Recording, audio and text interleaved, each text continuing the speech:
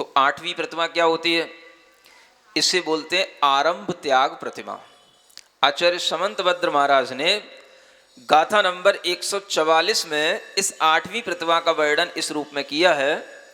सेवा कृश वाणिज्य प्रमुखादारंभतो व्युपारमति प्राणातिपात हेतुर यासावारंभ विनिवृत्तः।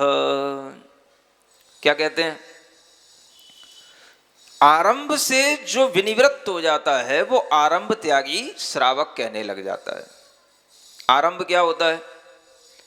प्राणातिपात हेतु, प्राणों का अतिपात माने नाश हनन जिनसे हो, उस प्रकार के कार्यों को आरंभ कहा जाता है। यानी कोई भी ऐसे कार्य जिनसे जीव हिंसा होती है, उस हिंसा के जो कार्य हैं वो सब विशेष कार्य कौन कौन से होते हैं? सेवा करना, सेवा माने जितनी भी नौकरी चाकरी होती है ये सेवा कहलाती है। कृषि करना, वाणिज्य माने व्यापार करना, लेन देन, सामान भरना रखना, बेचना खरीदना, ये सब वाणिज्य, ये प्रमुख आरंभ कहलाते हैं। इनसे विरक्त हो जाता है वो। यानी घर में रहकर के भी श्रावक का लेवल इतना बढ़ सकता है कि वह अपने आरंभ को छोड़कर के भी घर में रह सकता है। अभी तक उसने सब कुछ कमाया, बिजनेस चलाया, जॉब किया, जो कुछ भी वो कर रहा था उससे वह अपने लिए उस धन परिग्रह आदि को बढ़ा रहा था। और ये प्रमुख आरंभ के माध्यम से उसे तरह तरह से हिंसा आदि कार्य में भी कहीं ना कहीं संलग्न होना पड़ता। और कई बार तो जैसे नौकरी चाकरी भी होती हैं, तो अब मान लो तरह तरह की नौकरियां आजकल देखते हैं। आपको अगर मान लो बैंक में भी जॉब लग गई या किसी तरह के कोई भी आप कोई सीए वगैरह भी बन गए या किसी कंपनी में भी जॉब कर रहे हैं, तो भी आपको कहीं ना कहीं जो उस कंपनी से जिससे के माध्यम से वो कंपनी चल रही है, उनका जो व्यापार चल रहा है उसमें आपका सपोर्ट पूरा का पूरा रहेगा। तो उसके माध्यम से वहां से होने वाली जो भी हिंसा आदि होंगी उन सब के लिए भी आप भी उसमें जिम्मेदार होंगे, क्योंकि आप उसके लिए पूरा का पूरा ध्यान रख रहे हैं और ये करना पड़ता है। जब कोई व्यक्ति किसी के लिए सेठ हो या राजा हो या कोई बड़ा अपना, अब आज राजा नहीं होते हैं तो बॉस तो होते ही हैं कंपनी के, तो जिस तरह से वो कहता है वैसा करना पड़ता है। उसकी हाँ में हाँ मिलानी पड़ती है, ना में ना मिलानी पड़ती है। ये सब भी उसके लिए एक बहुत तरह के कष्ट देने वाली चीजें होती हैं। तो जब वह श्रावक आरंभ त्यागी हो जाता है तो ये बड़े बड़े आरंभ जो हैं वो उन्हें छोड़ देता है। यानी इस लेवल पर पहुंचा हुआ श्रावक अब व्यापार करना छोड़ देगा, खेती करना बंद कर देगा। उसके नाम पर खेती होगी, वह उस खेती को अपने पुत्र आदि के नाम पर छोड़ देगा, वह खेती आदि से अब मुक्त हो जाएगा। आप ये सोचें कि कृषि आदि करना भी 6वीं 7वीं प्रतिमा तक भी वह कर सकता है। ये इससे आपको समझना चाहिए। समझ आ रहा है? व्यापार करना 7वीं प्रतिमा तक भी वो एक दुकान चला सकता है। लोग दूसरी प्रतिमा से ही डरने लग जाते हैं, दूसरी प्रतिमा से ही सोचने लग जाते हैं महाराज गैया रख सकते कि नहीं, खेती कर सकते कि नहीं, दुकान चला सकते कि नहीं। अरे भाई सब होता है। जब ये 8वीं प्रतिमा होती है आरंभ त्याग प्रतिमा, तब जाकर के इन सब चीजों का त्याग होता है।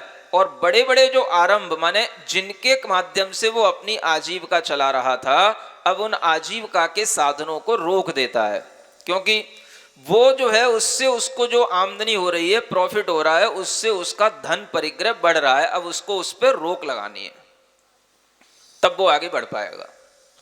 तो वह अपने आप को पहले वो व्यापार के कामों से मुक्त करता है। और घर में रहकर के भी ये संभव होता है। सब कुछ कर लिया, आजीविका का साधन बनाना जरूरी होता है, क्योंकि उसके बिना समाज में गृहस्थ की स्थिति नहीं बनती। घर के परिवार को चलाने के लिए जो उसने आजीविका के साधन बनाए थे, उनसे वह अब पूरा का पूरा निवृत्त हो जाता है। यानी नौकरी भी छोड़ देगा, व्यापार करता हो तो व्यापार करना छोड़ देगा, कृषि आदि करता होगा तो वो भी करना छोड़ देगा। अब वह केवल अपने आप को जितना उसके पास में है बस उतने में ही अपने आप को सीमित कर लेगा, बढ़ाएगा नहीं। अपने पास में जो रखा हुआ है उसका भी वह विभाजन कर लेगा, कितना बेटों के लिए देना, कितना समाज में दान आदि के काम में लगाना, और कितना बस अब अपना जीवन चलाने के लिए उपयोगी रह गया है, बस उतना रखना अपने पास। इतना वह जब अपने आप को कंट्रोल कर लेता है, आजीविका छोड़ने का साहस कर लेता है, तो वह 8वीं प्रतिमा का आरंभ त्यागी वह श्रावक बन जाता है। आप लोग समझें कि सेवा, कृषि और वाणिज्य, ये जो प्रमुख आरंभ कहे आचार्यों ने, इनको छोड़ करके जो दूसरे आरंभ होते हैं, अब उसे अपना भोजन बनाना है तो वह अपना भोजन बना सकता है। समझ आ रहा है? घर में पानी भरना है, लाना है, ये अपना काम कर सकता है। बड़े बड़े आरंभ को छोड़ने की बात कही।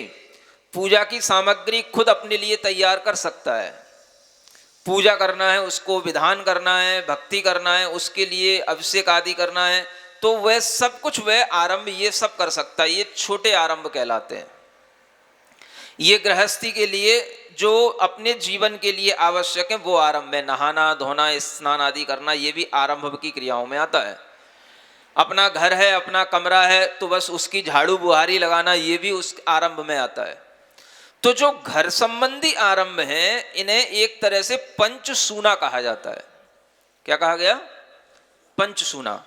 आचार्य समंतभद्र महाराज ने ही मुनि महाराज के लिए एक गाथा में लिखा, सूना से रहित जो होते हैं वो आरंभ से रहित मुनि महाराज होते हैं। अपसूनारंभाणाम आर्याणाम इष्यते दानम। सूना से जो रहित हो गए, तो पंचसूना अलग चीज हो गई और आरंभ अलग चीज हो गई।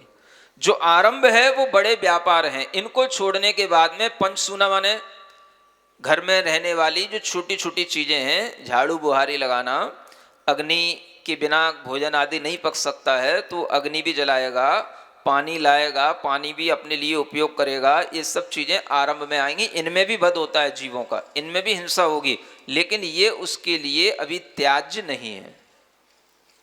ये सब वो कर सकता है अगर उसके घर में सुविधा हो, उसके बेटे अगर उसके लिए, उसकी बहुएं उसके लिए, उसके समाज में लोग उसके लिए तैयार हों, तो वह इन आरंभों को भी छोड़ करके अपना सोच सकता है, कोई बात नहीं, अब मुझे अपने लिए ही केवल भोजन करना है। अगर उसके लिए भी हमें कोई निमंत्रण दे देता है और कह देता है ब्रह्मचारी जी चलो मेरे घर पर भोजन कर लेना, तो वो चला जाता है, उसमें भी कोई दिक्कत नहीं। क्योंकि थोड़ा सा उसे अपने लिए करने के लिए बहुत ज्यादा उसे आरंभ करना पड़ेगा, सब अग्नि वगैरह जलानी पड़ेगी। अगर वह नहीं करता है तो वह दूसरों के लिए आश्रित नहीं रहता है। अगर दूसरा उसे निमंत्रण दे दे तो वह चला जाता है, नहीं हो तो अपने हाथ से भी वैसा बना सकता है, खा सकता है, अपने लिए बना सकता है। ये क्या हो गया? ये उस आरंभ त्यागी प्रतिमा लेने वाले श्रावक का जीवन। घर में कितना ही बड़ा व्यापारी हो, कितना ही बड़ा सेठ हो, लेकिन अब वो बिल्कुल अपने संकुचित दायरे में रहेगा।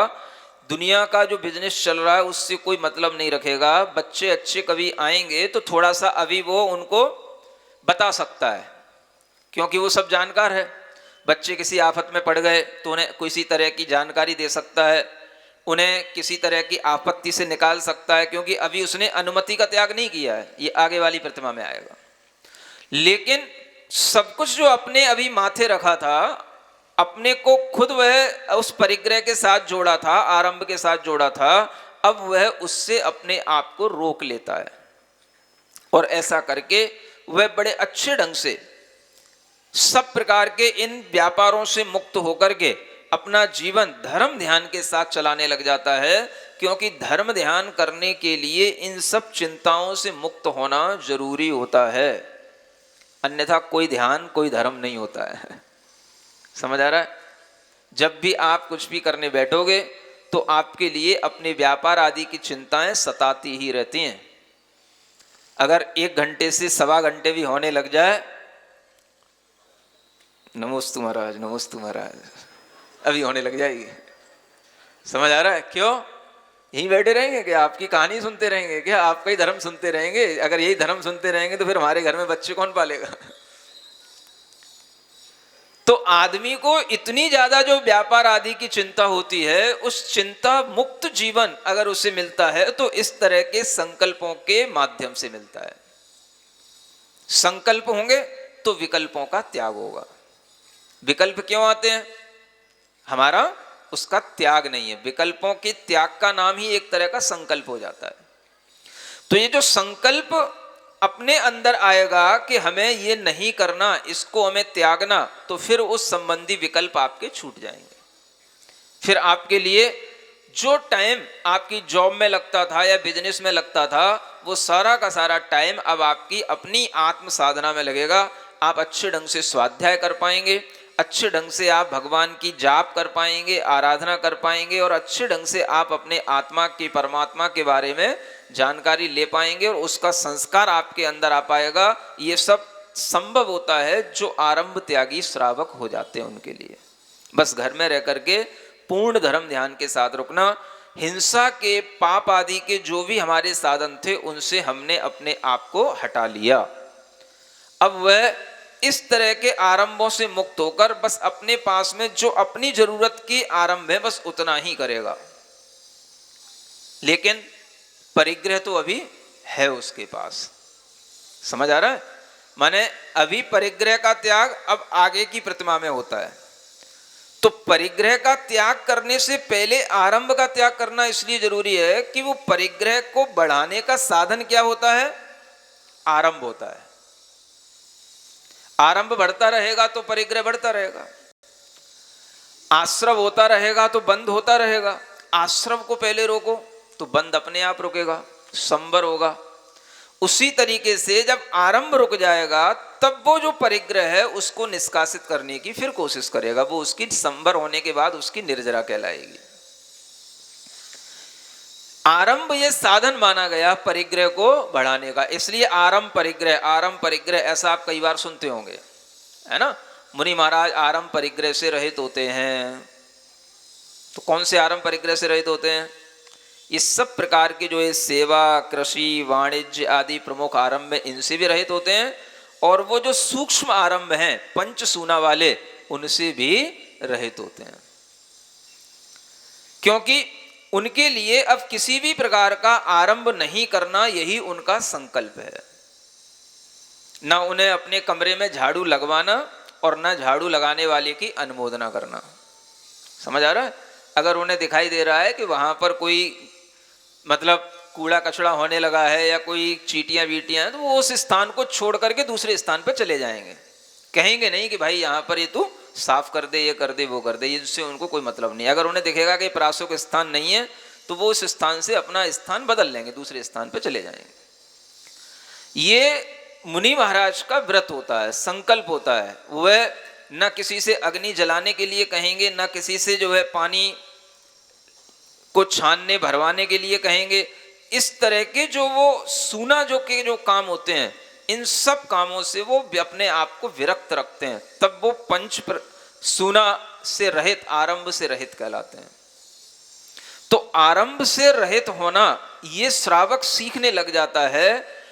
मुनि व्रतों के बारे में उसे सीख इन प्रतिमाओं का पालन करने से मिलने लग जाती है। कैसे धीरे धीरे अपने आप को सूक्ष्म हिंसा पर लाना, स्थूल हिंसा से बच करके सूक्ष्म हिंसा तक लाना, और फिर उस सूक्ष्म हिंसा संबंधी भी संकल्प को छोड़ना, त्यागना। ये सब जो उसके अंदर ज्ञान पैदा होता है, ये आरंभ त्याग प्रतिमा के माध्यम से वह अच्छे ढंग से कर सकता है। इसलिए घर में रहने वाले गृहस्थ श्रावक भी इन प्रतिमाओं के बारे में विचार किया करें। आचार्य महाराज का कहना है कि ये प्रतिमा विज्ञान अपने आप में बहुत बड़ा विज्ञान है। गृहस्थ की धर्म की श्रेणी को बढ़ाने वाला विज्ञान है, और इसके माध्यम से गृहस्थ अपने आप को घर में रहकर के भी कैसे वह भीतरी भीतर अपनी विशुद्धि बढ़ाता है और कर्मों की निर्जरा बढ़ाता है, यह उसकी अनुभूति में आने लगता है। तो इस तरह से भगवान ने जो दिव्य ध्वनि में श्रावक के धर्मों का वर्णन किया, उसमें ये मध्यम श्रावक के वर्णन में ये आरंभ का त्याग, और ये त्याग करने से पहले स्त्री का त्याग। स्त्री के त्याग का मतलब, अब उसके पास में जो उसकी पत्नी है, स्त्री है, वह उसके लिए भी धन आदि तो रखेगा, लेकिन अब उसने उस स्त्री को पहले की तरह अपने पास में नहीं रखा है, यानी अब उससे वह पूर्ण रूप से मुक्त हो गया है। ब्रह्मचर्य व्रत लेने का मतलब यह है कि अब वह भी किसी भी आर्य का संग में जाना चाहे तो जा सकती है, और मैं भी अपना जो है किसी भी मुनि संग में जाने का विचार करूं तो मैं जा सकता हूं। ये बंधन उसका पहले से यहीं पर ब्रह्मचर्य की प्रतिमा से बन जाता है, टूट जाता है, एक तरह से वो बंधन टूट के ये वाला वो बंधन से मुक्त हो जाता है। और इस तरह से जब वो अपने आप में निर्विकल्प होता चला जाता है, तब वह केवल बस अपने लिए ही सोचना उसके लिए रह जाता है। यहां पर आने के बाद में आप देखो कि एक गृहस्थ श्रावक भी अपनी गृहस्थी में रहते हुए भी गृहस्थी से अपना संकल्प तोड़ सकता है। ये कितनी बड़ी साधना है। और इस तरह की साधना करने वाले श्रावक आज बहुत कम दिखाई देते हैं। जय जयकार करने वाले तो बहुत मिलते हैं, लेकिन साधना करने वाले, घर में रह करके इस तरह से अब धर्म ध्यान करने वाले साधक बहुत कम दिखाई देते हैं। या तो वो करेंगे नहीं कुछ, और करेंगे तो फिर एकदम से महाराज आप कहो आपके संग में रह जाए, हम तो संग में ही रह के धर्म ध्यान होता है, घर में रह के तो कुछ होता ही नहीं है। ऐसी जिनकी धारणा बनी हुई है वो समझें कि घर में रह कर के भी कितना धर्म ध्यान करना चाहिए और हो सकता है। तो ये बातें अगर आप सीखोगे तभी वो आपके काम में आएंगी। और भगवान ने अगर ये 11 प्रतिमाएं बताई हैं तो इन प्रतिमाओं में से 10 प्रतिमाओं तक का पालन आप घर में रह करके आराम से कर सकते हो। ऐसा विवेक, ऐसा विचार, ऐसी भावना आप लोगों की बननी चाहिए, ताकि ये भगवान की दिव्य ध्वनि भी सार्थक हो। और ये मन में सोचना चाहिए कि हम अपने जीवन में अगर हमारे लिए घर में बहुएं आ गई हैं, है ना, उनका काम अगर हमने अपना करना छोड़ दिया है और वो अपना काम खुद संभाल लेती हैं, तो अब हमें उनमें नहीं लगना कि हम बहुओं का ही ध्यान रखते रहें, फिर बहुओं के बेटे हो जाएंगे, फिर अब उन्हीं को खिलाते रहें, उन्हीं में ही ध्यान रखते रहें, तो बस पूरी जिंदगी उसी में लगा देना है क्या? अभी भी हंस रहे हैं सब लोग। कुछ अपने लिए भी समय निकलेगा कि नहीं? कुछ अपने लिए भी सोचोगे कि नहीं? तो ये जो सोचना होगा ये तभी होगा जब आप इस तरह से इन प्रतिमा विज्ञान के बारे में जानकारी रखेंगे। तो आज आपने इस 8वीं प्रतिमा के बारे में जाना। इसके आगे की भी कुछ और प्रतिमाएं हैं, उनके बारे में भी आगे आपको बताया जाएगा। आज के लिए इतना पर्याप्त है। बोलिए महावीर भगवान की।